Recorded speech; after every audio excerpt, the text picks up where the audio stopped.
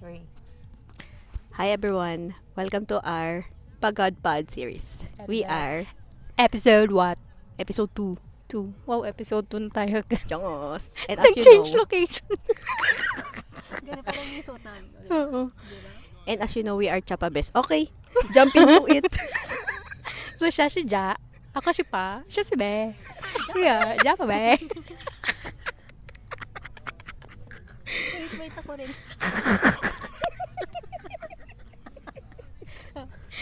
Okay. Ano, pakita muna natin yung location natin. Baka may makita kayong mga hindi kaya. Kami nakita kayo blind. We are showing this to you at your own risk. Eh.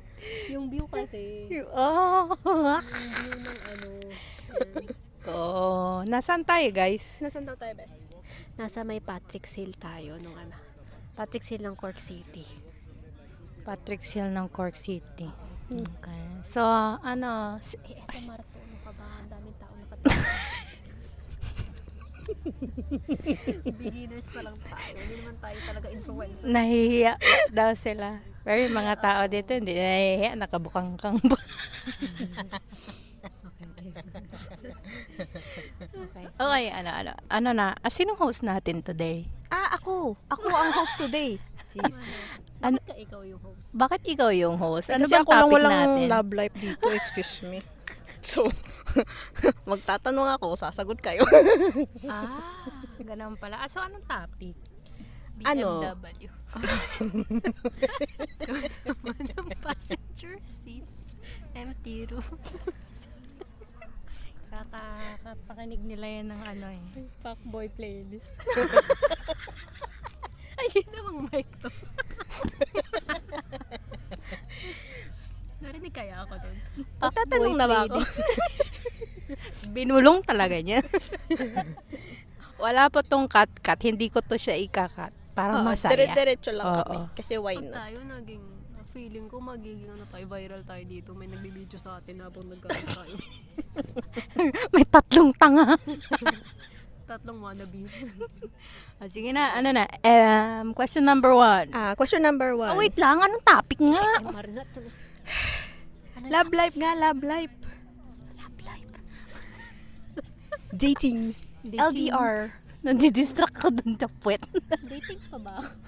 Asan yung puwet? Andun. Yung puwet ng aso. Yung puwet ng aso. Naku, yan na. Pag tayo talaga nabash dito. O sige na nga, question 1 na nga. No, question number 1. Question number 1. Current relationship status. Ay, bongga. Unavailable. Seryoso, anong unavailable? Unavailable naman talaga ako. Taken, no? Sige. Ano ba? Ano ba relationship status mo ngayon? Ayan. Ano siya, guys? Kasal. Nakasal. Nasakal. Nakasal. Married. I'm married. Nakasal, parang aksidente ba yun? Hindi. Hinintay ko ng 7 years yung best. Uy, isang kaumubo. Palayo. Wait. Oh my God. Ako taken.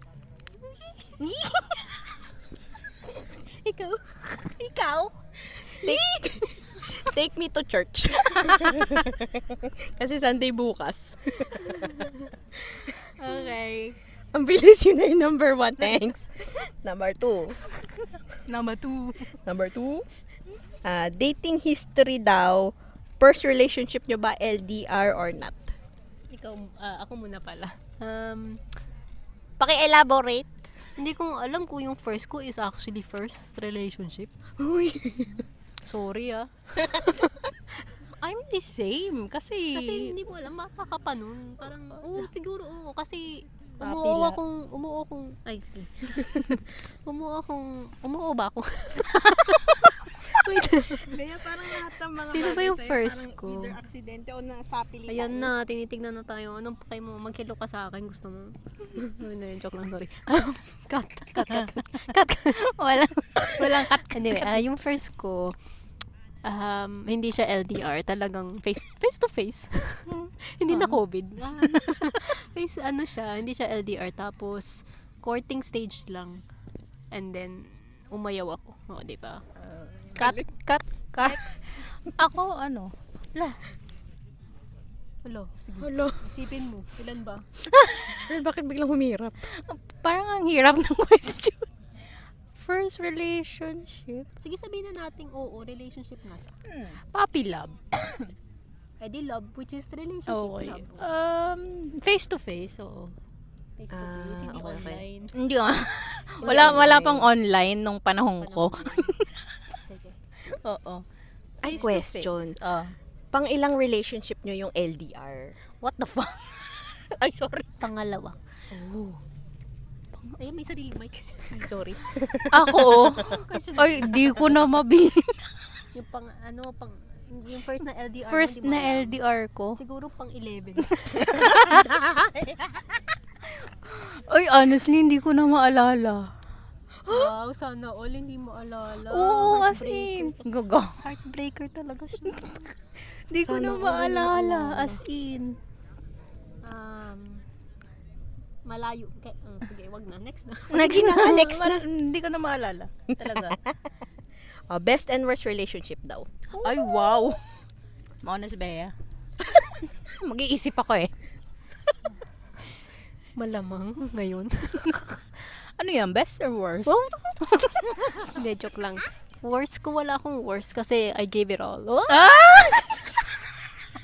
Alam mo, dyan tayo pagtitingin ng tao. Hindi dahil nag-video tayo. Hindi, joke lang.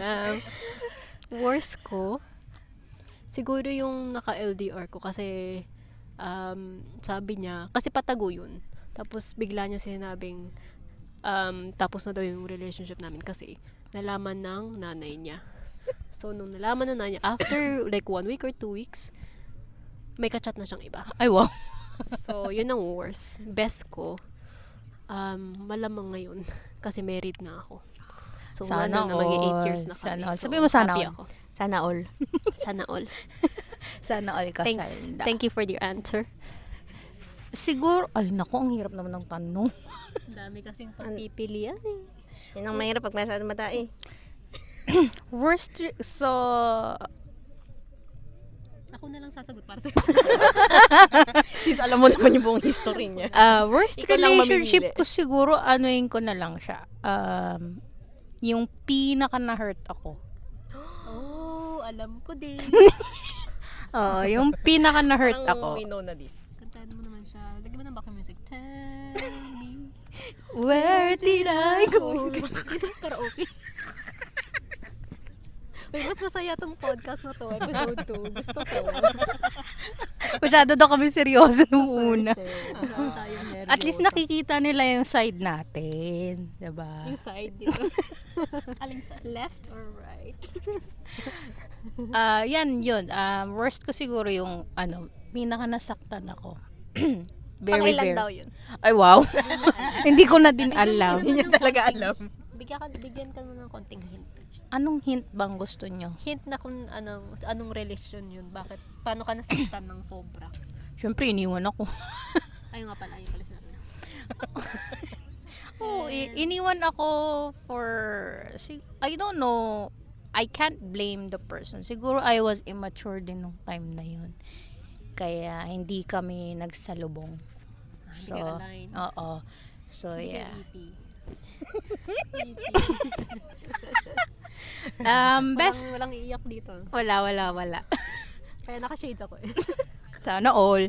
Tapos, best relationship ko, wow. Controversial. Girl, bakit ang hirap ng best relationship? Kasi feeling ko, even the worst can be the best. Optimistic ka. Kasi, di ba, okay, right now, if you see it na you're in your current relationships, syempre, titingnan mo, that's the best relationship kasi it's going well. Oo. But then, all relationship give you different feelings. True. So, Okay. that worst relationship can be the best as well. Pero hindi ko naman sinasabi siya din yung best. But, yun. So, ang sasabihin ko na lang, all of my relationship, all I know, both sides gave their best. So, I'm gonna consider all this, like, they gave me the best feeling of a relationship nung time na kami pa. So, yung lahat ng relationship So, na-enjoy mo unique. lahat. Yes. Galing. Okay. Multiplayer. Multiplayer. Hindi lang siya one player, two player, multiplayer po siya. Okay, I like it. Oh my God! Ano, kailangan ko pang iyan yun. Elaborate nyo sa akin kung bakit yun yung best ko. Kasi hindi, like best ko siya, hindi dahil current. Dahil siya na talaga yung endgame. Ay, so na all my endgame. Wala naman endgame kasi kasal lang nga, diba? O, diba? Medyo mahirap pag hindi endgame Kaya yun. nga, oo. Kasi meron na kayong pirmahan, everything. Hindi naman dahil sa pirmahan. Parang, yun na talaga. May both agreement na talaga na Yun na. Okay, madam. Next. What were your expectations nung nagkaroon kayo ng LDR? Wow. Meron ba kayong expectations? I go first na lang para makapag-isip ka. Kasi as far as I know, isa lang LDR mo, di ba? Oo. Sa LDR ba to? Mm-mm. So, Okay. lahat naman tayo sa LDR, I think we expect na It's not the time and place, I think. Next time na.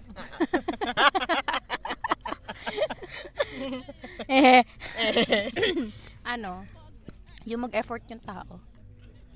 Yun naman talaga. Oo. Mag-effort sila na in a way na maiparamdam nila sa iyo yung feeling kasi nga wala nga sila in person, di ba? Yun yung in-expect. Oo. So, Sorry. So, Hindi ako na magkahawak. Binigay ko sa'yo. So, Tapos ako din nagsalita. kasi kung in person, for example, times 2 yung effort mo, siguro dodoblehin mo pa on an LDR kasi mahirap mag-keep up ng LDR relationship talaga. So, ang in-expect mo, more effort. Oo, more effort. Hindi ko in-expect na more love, more of this, more of that. Yung effort lang talaga. Kasi parang yun yung baseline ng long distance relationship yung effort. Pag nawala yan, wala na. Oo. Ako, based on my short experience. Short naman talaga. Siguro, hindi tama yung effort, pero yung may time talaga siya para sa'yo. Kasi, syempre kung LDR, ibig sabihin baka malay mo, mas iba yung time difference, iba yung time zone. So, feeling ko parang kailangan may time talaga kayo para sa isa't isa na magtugma, para magkausap kayo, para, kasi nga, di ba relationship, you're meant to get to know each other more. So, yun.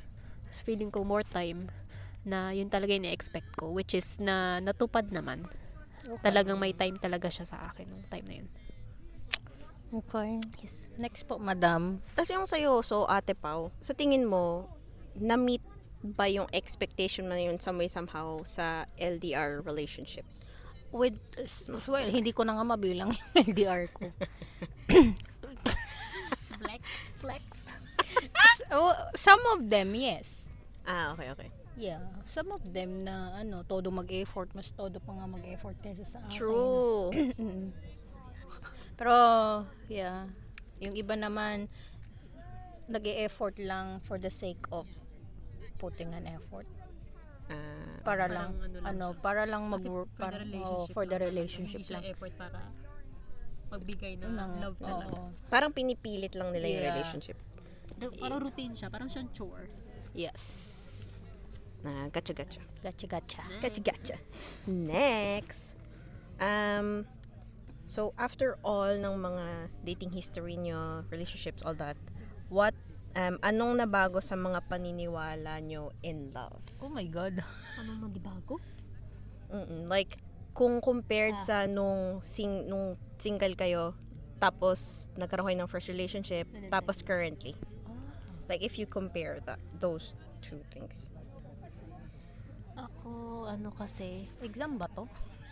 feeling ko yung first relationship, syempre bata pa tayo nun, so very immature tayo. So our idea of love is like love is blind talaga. Alam mo yun, nagtodo effort ka, todong love na love ta. Hindi mo iniisip yung ano talaga yung components ng relationship. Hindi lang based yun sa love.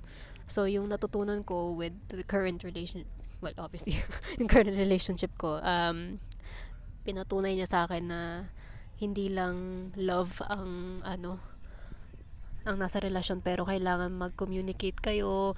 Tapos, pag nag-away kayo, kailangan, porke nag-away kayo, ibig sabihin mag-break up na, mag-lead to break up. Tabi.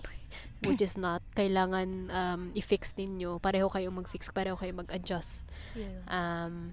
And hindi niya ako pina-feel na pagka nag-away kami, parang hindi na mag-workout talaga. Never rin ako na-feel yun. Parang tuwing nag-aaway kami, lagi niya sinasabing ano ang solusyon dito sa problema natin ngayon.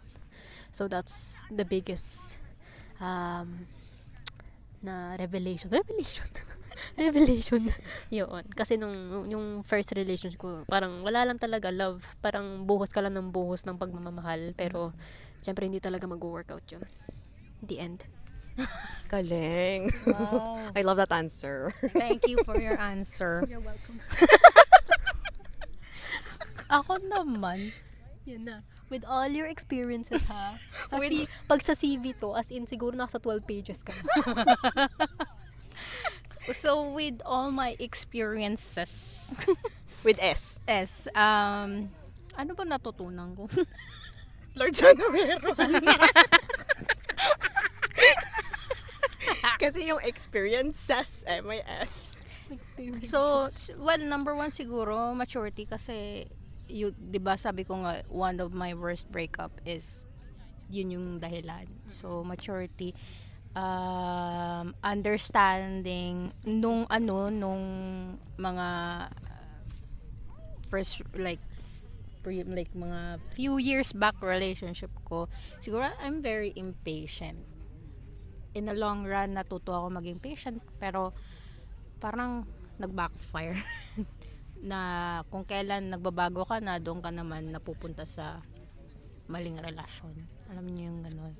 So, right now, yun nga, be more understanding. Like Bea said na, hindi porkat nag-away kayo, solution agad is hiwalayan. Usually, nangyayari yan sa akin eh. Mostly, galing sa akin. Kasi, before talaga, I really hate confrontation. Mas gusto ko na lang leave it there and then go. Yung ganon. Pero ngayon, parang mas gusto ko na siyang pag-usapan para maayos siya in the future, just in case na maulit na naman yung mga problema. There's a solution. Pero alam mo, minsan din, may mga problema talagang, alam niyo, parang naging cycle na din siya, paulit-ulit. And no matter how many, kahit ilan pa yung solusyon na meron kayo, paulit pa rin siya ng paulit. So, yun yung, minsan hindi ko din maintindihan. Kaya parang, what do I need to do? Ano pa bang learnings ang kailangan kong i-apply para hindi na siya maulit pa? Yung ganon. And also, siguro yung like, currently I'm in a long distance relationship, so kailangan habaan talaga yung pasensya. Okay. Yeah, kasi wala nga kayo, hindi kayo magkasama, ganong ganyan. And then hindi nakakasakal sa isa't isa kasi may mga kanya-kanya kayong buhay. So, yun. Ayun. I love that answer as well. Thank you. Lovely answer, guys. I have a question.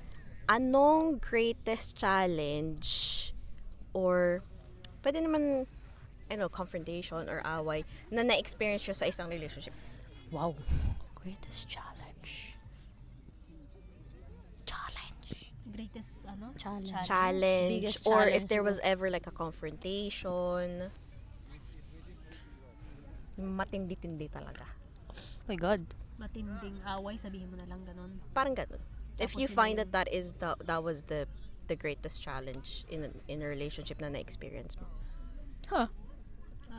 For me, na parang yung nag-away kami once na parang feeling ko talaga kasi very accepted namin sa isa't isa yung differences namin. So, doon kami nag-a-adjust sa parang kung ayaw nitong isang tao, wag mong gawin or ganito. Alam mo yung may limit ba? May limitations. So, nung nag-away kami, doon ko parang na-realize ko na bakit parang hindi na talaga nag-work out. dahil sa differences namin. Parang napagod ba kami sa isa't isa or something. Yun yung doon yung parang natakot talaga ako sa away na yun. Na feeling ko na talaga na magli-lead yun sa breakup. Kasi parang yung before na lagi na sinasabi na okay lang na ganito ka kasi iba yung cultures natin, iba yung ganito natin, may differences tayo sa isa't isa. Pero yung time na yun na nag-away kami, yun yung main reason. So natakot ako na parang pagod na ba kami sa isa't isa na mag-lead dito. Pero naayos naman. We're still working on it though. So, yun. Ako, greatest challenge ko siguro because I'm part of LGBT. Okay. It's very hard na to like matanggap ka ng tao and also the family. So yung family ng girl, yung family ko, I think that's one of the greatest challenge I ever faced sa lahat ng like relationship ko. Yung ma-accept ka kasi ganun ka. Like one more thing is probably yung dahil doon yung kailangan mo magtago. Yeah. Oo, nung bata tayo, mahilig natin magtago-tago talaga. Tago-taguan. Takot tayo. Tago-taguan ng feelings. Tapos nung nasa relasyon ka na, yung relasyon na yung tinago. Ayun. Magaling tayo magtago. Ayun. Then the confrontation was like siguro hirap. I don't know kung tanggap na ba ako or they just got used to it sa family side ko. So yun. And, At least basta may progression. Wala na yung hate, wala na yung ano ba. oh yeah. Yun yung main thing. Wala naman sila magagawa. Tao ka pa rin. Anong mangyayari? Tao pa rin. Diba? Yes. Diba? Tama. Naging seryoso na naman tayo.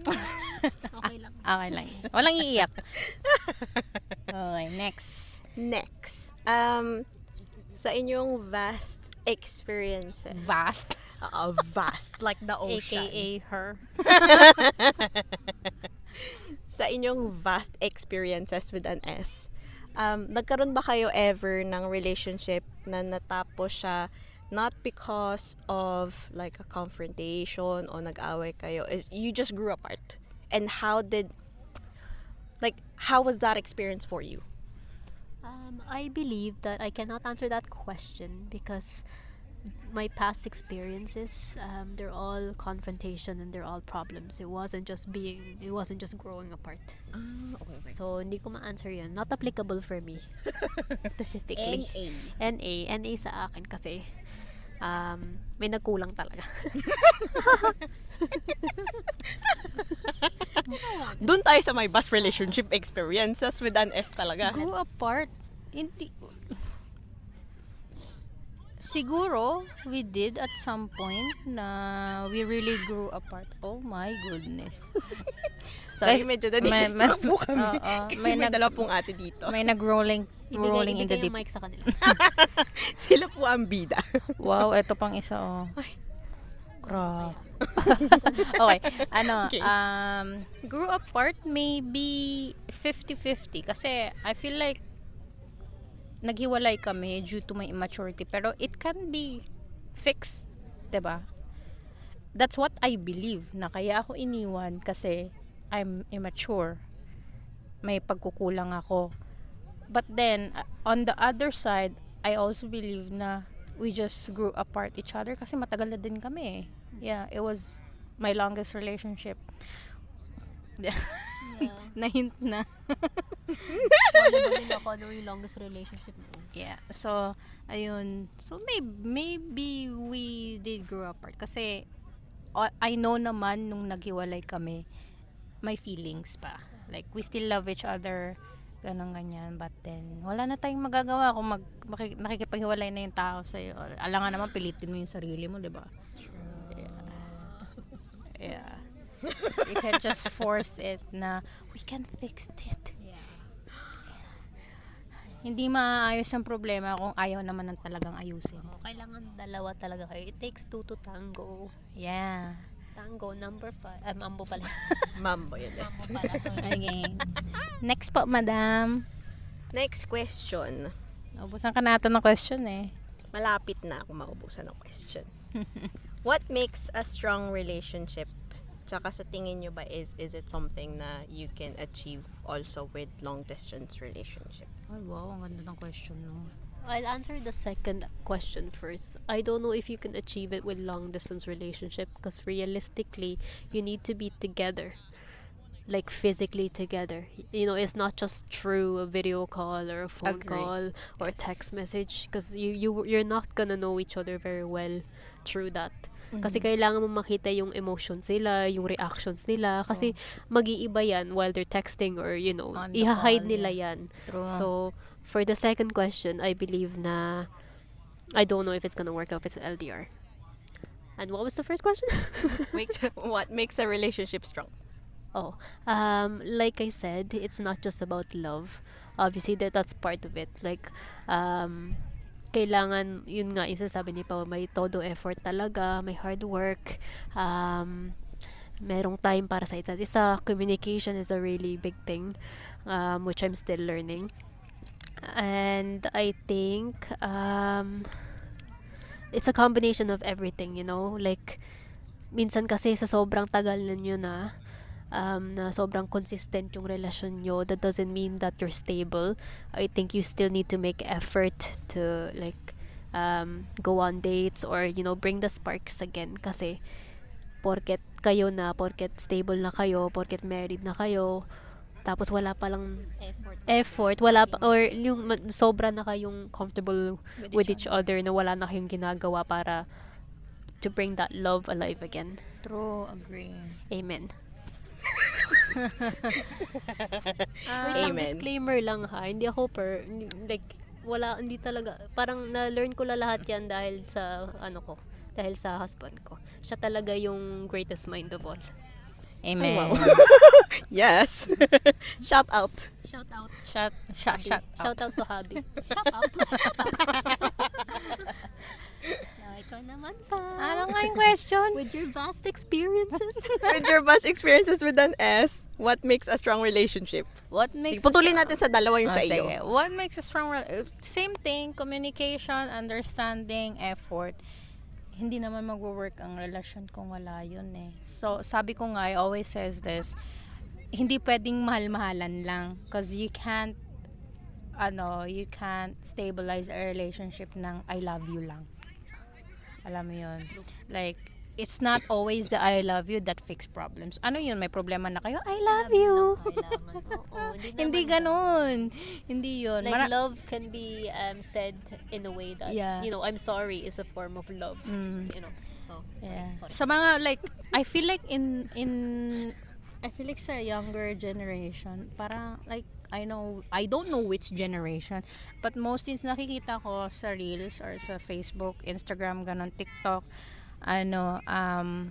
parang sapat na sa kanila yung ganon, yung I love yung you love, lang. love lang. Love lang, walang Papakainin sila ng love. Oo. And then some of them, diba some of them nagbubunga, napipregi sila ng early kasi nga love lang, ganun ganyan.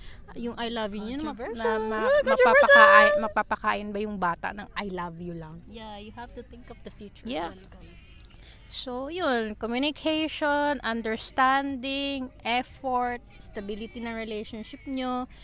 I'm not gonna include money, but I will include it kasi You have to. Kasi reality. oo, finances in terms of like yun nga, going on a date, You have to save together. oo. Like yung yung love language nyo sa isa't isa. Sometimes love language is like eating out together, going on a date, ganun-ganyan. So it cost money. True. Diba? So, marami akong na-hear na, like yung mga tambay, sorry for the very controversial, like may mga jowa silang OFW and then tambay. So, Oh ganun, my God, ganyan. yes. So, Yes, if I could just say who it is. Oh my God. so like yung aasa na lang sila Know who sa you padala. Gigigil ako. Umaasa na lang sila sa padala kasi sasabihin lang sa'yo, hindi mo ba ako mahal? Hindi ba ako kayang padala ng pera? Hindi ba ako kayang padala ng pangkain? Or whatever. Oo, nami-measure nila do yun. you love your partner so much that like you can start working too so that you can provide for the other person? Yes. Kasi you care for each Oo, other. so yun. So guys, sa mga ano dyan, sa mga sa mga tambay dyan, mag-effort naman kayo extra pampaano lang, kahit pang date ba? If may mga anak kayo, there's more reason to get a job. Yeah, Yan. reason. Oh my God, yes, kung may anak, more reason. Parang may pinagdadaanan ka, te. Kilala ako na nanggigigil ako. Oh, kalma tayo, kalma. Ano yung second question? Yung second question. Sa sinabi mo, the thing that can make a relationship strong, is it something that can be achieved with LDR? No. Oh, up here. I wouldn't Okay. know. Medyo controversial kasi ang current relationship mo ay LDR. So, please Yes. explain.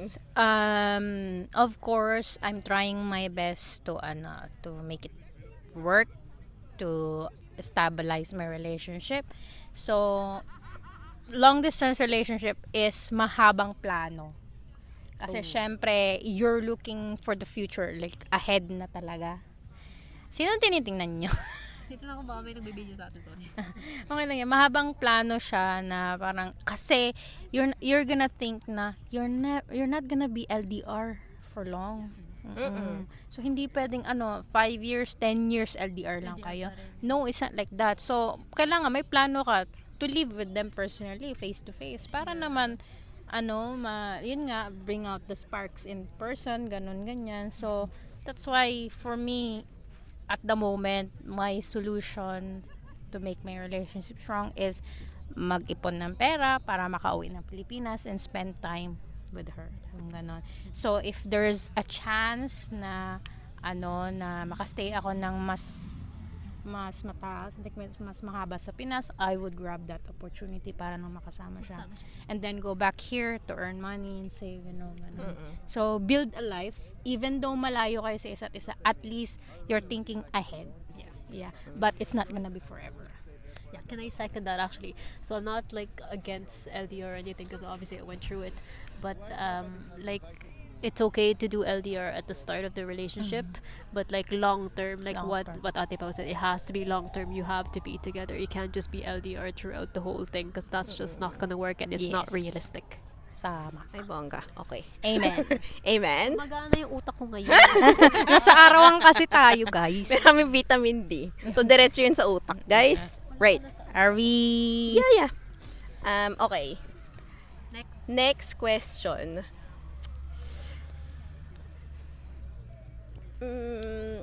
In a relationship, di ba sabi, fight for love, ganon. But when is it time to say goodbye? Oh my God! Go, guys. Ako na naman una. Anong gusto mo mauna? Wait lang. I need to think it properly. Like I have an answer but I just need to Ang hirap ng tanong. Kasi lagi nilang sinasabi, fight for love, communicate, let's make it work out, compromise all the time, I the know. time. Okay. Pero kailan? When enough is enough and the best thing to do is to let go of My answer is when there's nothing left for you anymore. Yung binigay mo lahat, tapos bigay ka pa rin ng bigay, wala naman na re-return sa'yo, hindi na healthy yun sa sarili mo. And it just shows that the relationship is just not gonna work kasi yung the other partner is not even thinking about you in the first place. Kasi puro give ka ng give, walang return sa'yo. So, na-damage na yung emotional state mo. Siyempre, like yun nga ang na ano ko rin na I learned that like you have to take care of yourself first bago yung relasyon. So Yes. kailangan mahalin mo muna yung sarili mo bago yung iba. So kung mahal na mahal mo na yung sarili mo, pwede ka nang magmahal ng iba. Kasi pag nasa relasyon ka na, hindi mo pa rin mahal yung sarili mo. Yun nga, bigay ka ng bigay. Tapos walang namang mare-return sa'yo. Parang empty na yung sarili mo. I think that's the gist of it. Amen. Paulit nga ng tanong, nag-loading ako. When is it time to say goodbye? I've done many breakups.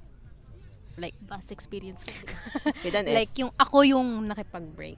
I've done that so many times. Pero honestly, in my head, hindi ko siya inisip na it's time to end it. Parang yung mentality ko that time, because it's not working, I'll just end it. Because,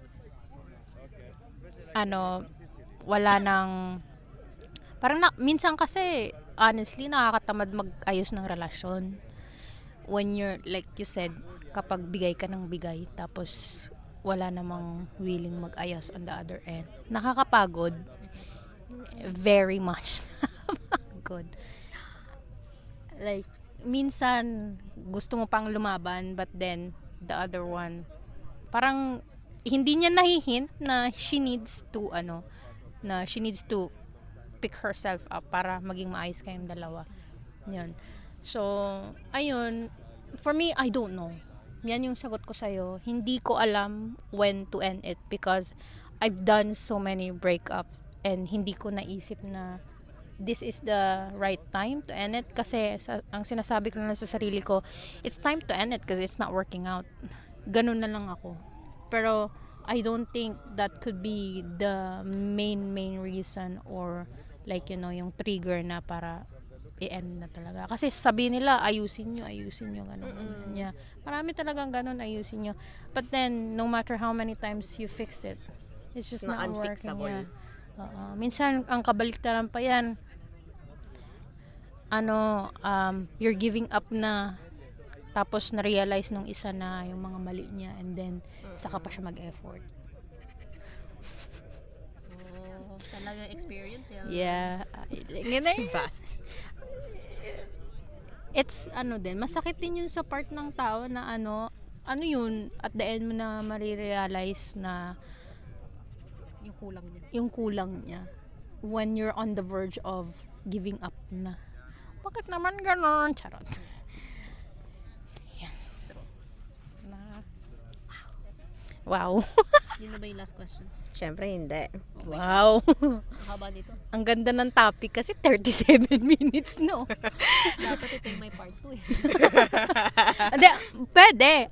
Part 2. Mag-leave sila ng questions nila. Mag-Q&A tayo. Ooh, yes. Diba? And Tapos para saka kanino tayo po, part two. so it's either one relationship question, me and her, pero kung single ship Question. question, I'm here. single po siya, guys. Ay! Hulang yung mic. Super single. Single po siya. So, yeah. Since yung mga questions, laging puro like, medyo breaking the heart. Doon tayo sa mga good question. What's the best experience you've had in a relationship? Or something like a memory, like the best memory na nagkaroon kayo in a relationship. Let's talk about nice things. I'm not just speaking in just one relationship, but from my past experience as well. From my small, just a small options that I had. joke. Paparinig yan. Hindi. Ano yung tanong? Distract Best siya. memory. Oh yeah. Experience you've had in a It's when your partner sees the little things and does it for you. Yes. Alam mo yun, yung nakikita niyang wala ka naman sinabi na gusto ko to, or like I like it specifically this way, ganun. Tapos gagawin niya rin that way kasi alam niyang gusto ko yung that way na yun. So yung little things lang, hindi naman kailangan malaki. Like ayoko yung mga bongga-bongga na gusto ko Biglang lang yung fireworks. hindi ayoko ng ganun. Ayoko ng mga head turning na mga ganun. Gusto ko yung little things. Like kunyari if you're going on a date, alam niyang mahilig ako sa ramen. Dadalhin niya ako sa spot na yun kasi alam niya mahilig ako sa ramen even though it's not his favorite. Alam mo yun. So the little things, it's not just in the one relationship that I have. It was throughout the other past relationships that I had, they did made an effort to see the little things, the little details that I like, and they did it for me. So it's nice. Amen. Amen. Ako naman, actually, I consider this the best kasi, simple lang din siya actually. When every time I gave her time, she always says, "Thank you for giving me your time." Yeah. Kahit sabihin na lang natin, it was a routine every single day na tawagan mo siya, i-chat mo siya, i-update mo siya. Grateful siya. Oo. ganun, Yun for yung the best sa efforts. akin na hindi niya kino-consider, parang lang siya, routine niya lang yan, kaya ganon. Parang sanay na siya na mag-chat or mag-update or tumawag o part kasi ng relasyon, ganon. But siya, yun nga, ang ginagawa niya, she says, thank you, like, pag tumatawag ako sa kanya, thank you sa konting time mo, matutulog na ako, ganun. Hindi, like, kahit konti lang, kahit mag-update ako, thank you sa pag-update, ganun. Ayun, yung, Gratefulness, no? That's a good example. Ganda. Nox. Next. Doon mo rin malalaman kasi na nag-effort ka, diba? So, yun. Kasi merong iba kasi na kino-consider nila yung mga normal things as normal. Yeah. Yun yung parang, kasi sanay ka nang gawin yan. Kasi ginagawa mo naman araw-araw yan. That's nothing on you. That's not, that's parang wala lang para sa kanya. Kasi you do it every single day. Pero hindi, like, hindi naman madali or hindi rin naman mahirap magbigay ng oras. But then, kasi 'di ba time is precious, ganyan. If someone consider your time as something precious, they will always be grateful kahit ano pa yan. Word. Word. Based on the vast experience. That's our quotes for Experience. Best experiences with an S. We're not, It's all based on experiences, guys. Anything else, madam? Last, Uy, last but not the question least. na. Sa advice daw. Advice sa mga taong in dating are like in LDR relationships. Ako bang mag-a-advise? Both. Anong advice ba ibibigay ko? Kung may ma-advise kayo sa mga tao in regards to dating or like Okay. mga nag-iisip na to enter an LDR relationship. Okay. Guys and girls, all I can say is always think that your partner have a life outside your relationship. Bet ko yon. Let them grow. Let them grow not only inside the relationship but outside the relationship. Kasi kailangan nila yon. It's not 24 hours, it's not 12 hours. You need to be there for them. Like, updates, call, ganun, ganyan. Simple message lang. Gising ka, I love you, I miss you, ganun, ganyan. May ginagawa ako, I'll chat you later. That's okay. If your partner appreciate those small little things, parang you're on the right path of your relationship. Kasi kung nagsisimula pala kayo na ma-appreciate yung maliliit na bagay, ano na lang kaya yung mga malalaki pa. So, ayun nga, think outside the relationship as well. Kasi your partner is, hindi sila nabubuhay para lang sa'yo. They're living on their own as well. They're building their self for you. Yeah. Wag gawing Mundo. mundo ang jowa. Yes. Tininiw, tininiw, tininiw. Joke. Ikaw, Bes. Are you done? Okay, you're done. Okay.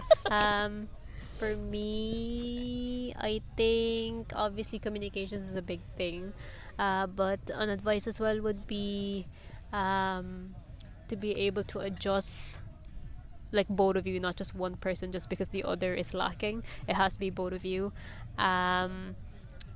And to learn how to compromise. So obviously when you're adjusting, you have to compromise what's the middle ground. And also sarap naman nito. Lumighay eh. Lumighay? Sana narinig ng mic. And the other thing is like you have to love yourself. Don't just pour everything to one person, because you lived without them before, you can live without them after. So obviously just give everything you have in the relationship when you're together, but if it doesn't work out, like, you have to pick yourself up and love yourself. Yes, Okay. agree. So don't just give, love yourself and then give, because that will flourish more. Wow. Yes.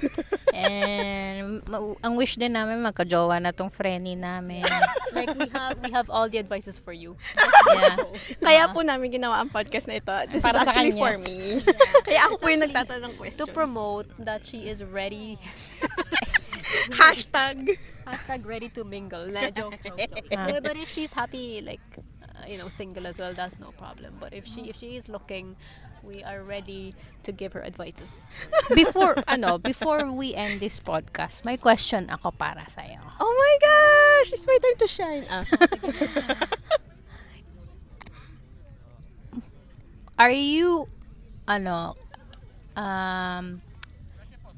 di ba sabi mo, kung may dumating, may dumating. Right. What if yung dumating is long distance relationship? Are you willing? Are you willing to risk it all? Yeah. Yeah, kasi I feel like nandun na ako sa point ng buhay ko na it doesn't matter kung LDR yon or like in person. Because I feel like yung sinabi nga ni Bea, love yourself. I have enough love for myself For 30 years. for 30 years na kahit anong type ng relationship man yan, basta decente siyang tao and we actually like, it's a relationship that we're both ready to work for. Okay. Doesn't matter kung LDR siya or like in person. You heard that, guys. Willing siya ng LDR. Yes. Habibi in Dubai.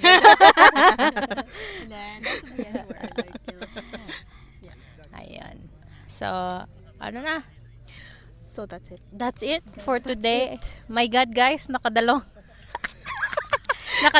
episode kasi yung itong episode na to reserve kasi baka mga after what? A Siyempre, week. my life kami. Oo. After a week or two na naman kami ulit magkikita. So, yeah. Wait. August na ata tayo magkikita eh. Hindi, pero pwede pa yan. Pwede pa yan end of July. Bibili kami swimming pool. Yeah, okay. So, ayun guys. Thank you. Wait.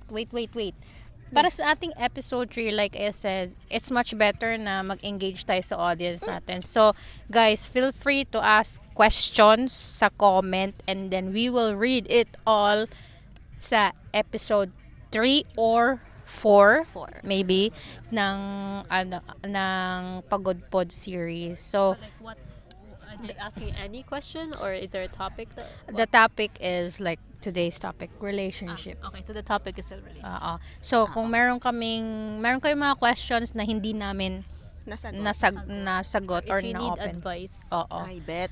If you need advice, just I-share niyo yung mga experience niyo. share your experience, share like a love story or something. We So- can read as well yung mga stories. I think we should go live. Why not? Pero Dream the big. problem is kung nasa Pilipinas sila, ang time difference, guys. But again, if it's love, you have to make time. Coming back So, ulit. ayun. So, we'll see how it goes. We'll see kung meron talaga may followers, kung may nanonood sa atin. Parang wala silang pake, wala rin kami pake sa'yo. Amen. So, ayun na guys. We got to go dahil magdi-dinner na kami. Tapos may Ay, dinner time BMW pala. pa kami. Peace! Passenger seat, empty room, 4-seater para meron tayong space sa likod. Okay na, bye-bye na. Bye-bye.